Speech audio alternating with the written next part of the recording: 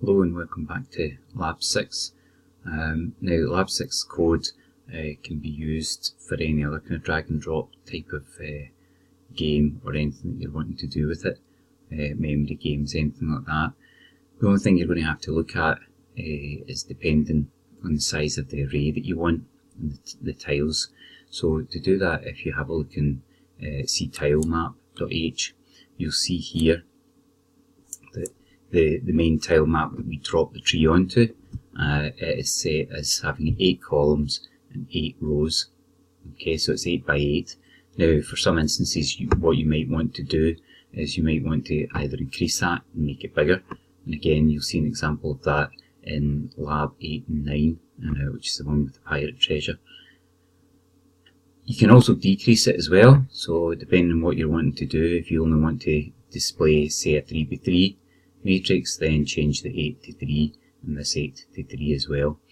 Okay, and more or less you can keep all the same functions that are there, you don't need to change them. So again, for the tree picker, if we look at ctreepicker.h, you'll see here that the picking list is 4, because that's 4 single trees that we had, and the tile map is 8 by 8. So if you change your tile map here in ctilemap.h, then you'll want to change the values here as well. So if you've changed it to a 3 by 3 in tilemap.h, then these will need to change as a 3 by 3.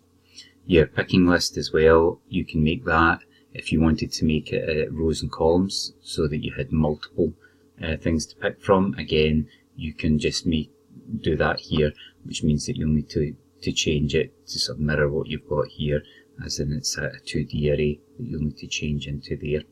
Now, if you make changes, then it will have a knock-on effect to what's inside, for instance, ctilemap.cpp, and that will have a knock-on effect to how it renders.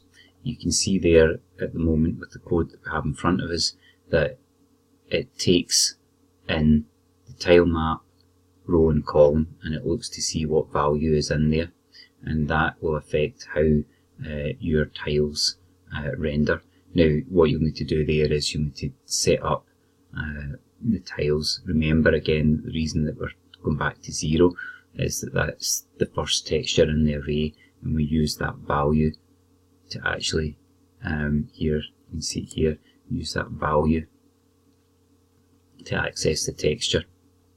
Okay, so you'll need to make sure that your textures all line up. The other thing that you'll need to have a look at is, again, here in the update, if your tile map is bigger than the one that's been set there at 8 by 8, then it means that depending on where your starting position is, your end position will change. So you'll need to change these variables here and here as well. Okay.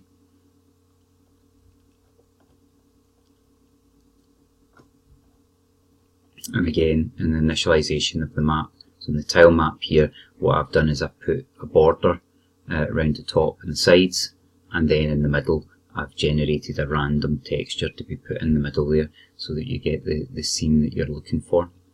Okay, now again, if we go back to ctreepicker.cpp, same idea. If you've changed anything, you'll need to change the render function here so that it matches up with what you've done, and where, remember, these numbers come from the texture list, so these numbers here will need to match up with your textures, because again we're using them to get our texture, so it's quite important.